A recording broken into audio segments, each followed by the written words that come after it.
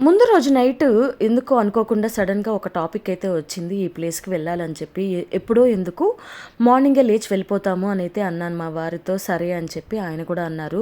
అయితే early morning start అయిపోదాము. ఇంక tiffin పని, వంట పని అలాగేం పెట్టుకోవద్దు. లేచి అలా రెడీ అయ్యి వెళ్ళిపోదాము అని అన్నారు.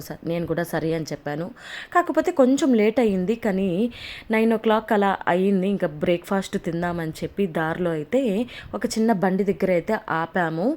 ఇంక నేను పూరి, మా చిన్నోడైతే వడ, మా పెద్దోడైతే మసాలా దోస ఆర్డర్ ఇచ్చుకొని అయితే తినేసాము. ఇంకా ఈ పాటికే మీకు అర్థమైపోయి ఉంటుంది మేము ఎక్కడికి స్టార్ట్ అయ్యామో. అవును, శ్రీశైలంకి అయితే స్టార్ట్ అయ్యాము. ఆ దేవుడి దర్శనం చేసుకుందామని చెప్పి.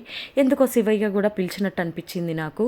కాకపోతే ఇన్ని రోజులు అనుకునేదాన్ని కేవలం వెంకటేశ్వర స్వామి మాత్రమే పిలుస్తాడు.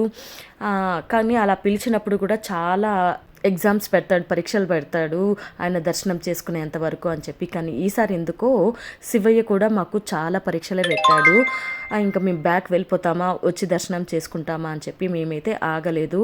ఎందుకు అలా అన్నానంటే స్టార్ట్ అయినప్పటి నుంచి శ్రీశైలం రీచ్ అయ్యేంత వరకు మా చిన్నోడికైతే ఫుల్ వామిటింగ్స్, ప్రతిదీ వాటర్ తాగినా కూడా కక్కేస్తున్నాడు. ఒక 20 టైమ్స్ అన్నా వామిటింగ్ చేసుకుని ఉంటాడు. అయినా కూడా మేము ఆగలేదు.